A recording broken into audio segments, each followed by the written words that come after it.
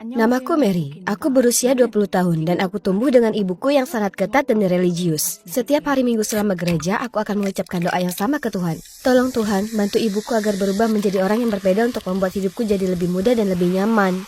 Aku gak pernah benar-benar mengharapkan Tuhan untuk menjawab doa-doaku. Tapi kemudian sesuatu yang sama sekali tidak terduga terjadi. Hidup dengan ibuku tidak mudah bagiku dan ayah. Dia sangat ketat dan selalu punya standar yang sangat tinggi. Sebagai akibatnya, dia memberi kami daftar panjang pekerjaan rumah sehari-hari. Dan dia bisa berubah dari wanita yang pemarah menjadi monster dalam hal sekecil apapun. Suatu kali aku sedang membersihkan. Aku gak sengaja menghancurkan salah satu hiasan kucing kesayangannya dan dia mengunciku di kamar selama seharian penuh.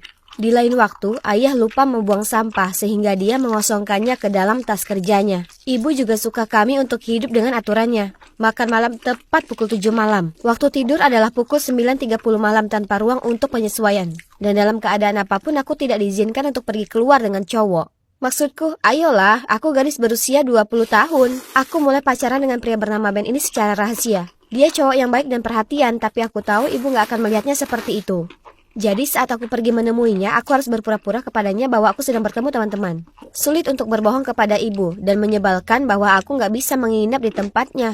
Aku wanita dewasa, tapi ibu membuatku merasa seperti aku masih seorang gadis kecil. Seperti halnya ayah dan aku mencintai ibu, aturan dan temperamennya yang ketat mempengaruhi kami. Suatu kali aku mendengar ibu berteriak pada ayah, "Kamu orang tua bodoh yang tidak berguna dan aku tidak tahu kenapa aku menikah denganmu." Aku berjalan ke dapur untuk menemukan ayah sedang menghela nafas dalam-dalam sambil menatap kosong ke angkasa. Ternyata, ledakan amarahnya itu semua karena dia membuat roti panggang dengan roti yang disimpan ibu untuk membuat sandwich. Aku merasa sangat sedih untuknya sehingga lain kali aku berada di gereja, aku berdoa seperti biasa kepada Tuhan. Aku tidak pernah berharap ibu benar-benar mengubah caranya.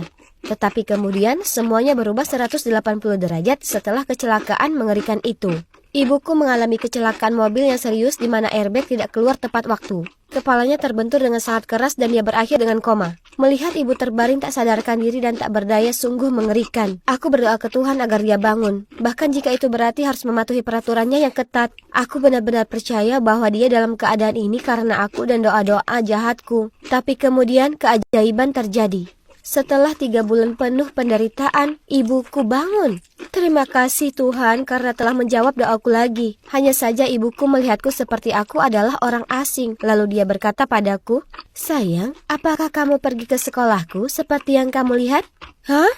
Apa yang terjadi?"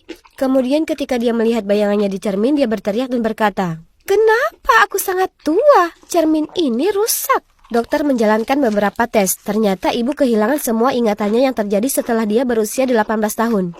Jadi, dalam pikiran ibu, dia masih gadis sekolah berusia 18 tahun. Memiliki seorang ibu dengan pola pikir seorang gadis remaja? Ya, sulit. Kami harus mendekorasi kamar cadangan dengan banyak poster band dari tahun 80-an yang belum pernah aku dengar sebelumnya. Kami harus mengajarinya apa itu laptop dan menunjukkan cara menggunakan kompor.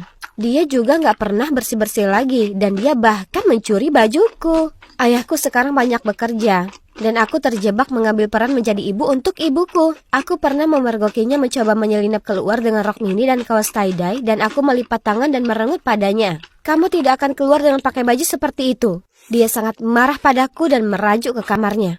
OMG, aku baru sadar aku menjadi ibuku. Tapi dia benar-benar terlihat konyol. Dia wanita berusia 45 tahun, bukan gadis remaja. Tapi setelah keterkejutan awal karena ibuku bertingkah seperti orang yang sama sekali berbeda, aku mulai bersikap hangat padanya. Dia lucu, sangat ingin tahu, dan yang terpenting, dia nggak peduli dengan aturan. Meskipun suatu kali ponselku berdering, itu sangat membuatnya kaget sehingga dia mengambilnya dan melemparkannya ke wastafel. Ya, aku tidak terlalu senang, tapi aku kira itu agak lucu. Dia hanya nggak mengerti dunia ini lagi. Suatu hal yang aku nikmati adalah menikmati malam yang memanjakan dengannya. Dia menaruh scrunchies di rambutku dan membantuku memakai maskerku. Lalu kami mengobrol berjam-jam tentang sekolah, cewek jahat, dan cowok imut. Ya, jadi oke, berbicara tentang cowok dengan ibuku memang aneh, tapi rasanya ini sama sekali bukan ibuku, tapi seseorang yang sama sekali baru. Kemudian dia bertanya apakah aku punya pacar dan aku mengangguk tanpa ragu. Sekarang aku bisa dengan nyaman berbicara tentang dia tanpa takut penilaiannya. Aku bilang padanya, Ben sangat imut, sopan, dewasa, dan sangat berbakat. dan dia sangat ahli dalam teknologi. Oh, dia terdengar baik. Dia tersenyum. Bisakah kamu mengundangnya untuk menunjukkan kepadaku bagaimana menggunakan benda itu di komputer? Aku menjawab, tentu. Maksudku tentu saja, Wendy. Ini bagus. Sekarang aku nggak hanya bisa terbuka tentang punya pacar, tapi sekarang bukannya merasa takut pada ibuku, malah berteman dengannya. Ben datang dan membantu ibu dengan komputer dan hal lainnya. Maksudku, dia masih tampak sangat bingung dengan semua itu, tapi dia tampak sangat santai di dekatnya. Bahkan ketika dia mengambil laptop dan mulai mengocoknya untuk menghidupkannya. Ya, tombol on membantu. Aku meninggalkan mereka untuk itu dan pergi untuk mengambil jus jeruk. Tapi kemudian aku berjalan kembali ke kamar untuk melihatnya menyisir rambutnya dengan jari-jarinya. Ketika dia melihatku, dia dengan cepat menarik tangannya. Dan aku bertanya-tanya apakah aku membayangkannya. Tapi kemudian ketika kami sedang menonton film, dia membuat masalah besar dengan duduk di sebelahnya. Apakah ibuku naksir pacarku? Nah, tentu saja tidak. Tapi kemudian setelah Ben pergi, ibu berkata, Ben itu sangat tampan, tidak seperti lelaki tua yang juga tinggal di sini. Dia memiliki selera berpakaian yang buruk dan baunya seperti minyak ikan. Ini mengejutkanku. Ayah yang malang. Aku kira itu adalah hal yang baik. Dia bekerja begitu banyak. Karena aku gak berpikir dia bisa berurusan dengan ibu seperti ini. Kemudian beberapa hari kemudian ibu mengundang Ben untuk makan malam untuk mengucapkan terima kasih karena telah membantunya. Pada saat itu aku pikir mungkin aku terlalu skeptis. Ibuku mungkin kekanak-kanakan dan impulsif, tapi dia nggak akan pernah menjadi saingan putrinya, ya kan? Saat aku sedang memasak di dapur, mereka berdua tertawa tanpa henti di ruang tamu. Mereka sering menceritakan kisah yang nggak ada habisnya dan menjengkelkan karena ibu terus mengujinya dan melompat-lompat seperti anak kecil. Aku harus memakai headphone dan mencoba untuk fokus memasak, jadi aku tidak perlu mendengar suara-suara konyol itu. Tapi ketika aku selesai menyiapkan makan malam dan melepas headphoneku, anehnya rumah itu sunyi. Kemana mereka pergi? Aku berjalan keluar ke ruang tamu, ke pemandangan yang paling mengerikan. Sementara Ben mencoba untuk fokus pada layar komputer, ibuku duduk di sebelahnya di sofa. Tangannya memeluknya. Apa-apaan? Tangannya bergerak ke bawah dan menyentuh pahanya. Berhenti! Aku berteriak. Terkejut, Ben berdiri. Saat itulah aku melihat keringat membasahi bajunya. Dia tergagap.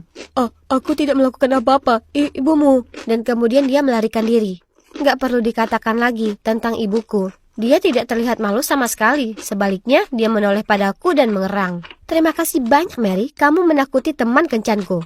Aku menjadi gila. Melemparkan cermin ke arahnya dan menyuruhnya untuk melihat dirinya sendiri dalam waktu yang lama. Dia balas berteriak padaku bahwa Ben mencintainya karena jiwanya, bukan usia atau penampilannya. Dan apa kalian tahu? Ibuku dan Ben sekarang saling mengirim pesan. Aku nggak tahu apa yang lebih mengejutkan, bahwa ibuku mencoba mencuri pacarku, atau bahwa dia tahu cara untuk mengirim SMS. Ben menunjukkan beberapa pesan dan itu sangat buruk sehingga aku benar-benar berpikir aku akan muntah. Satu pesan berbunyi, tolong Ben, aku ingin bertemu secara diam-diam dan menciummu dan sebagainya. Mary tidak perlu tahu. Ben menjelaskan dia nggak tahu harus berbuat apa.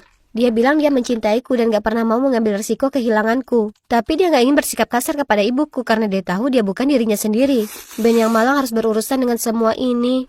Mulai sekarang, aku memisahkan Ben dan ibuku. Jadi, aku berubah dari punya pacar rahasia menjadi punya ibu yang ingin mencium pacarku. Hidupku gila. Tolong, Tuhan, aku tidak lagi mengenali ibuku yang disiplin dan tegas. Dan meskipun menantang untuk berada di dekatnya, aku merindukannya dan aku cuma mau dia kembali.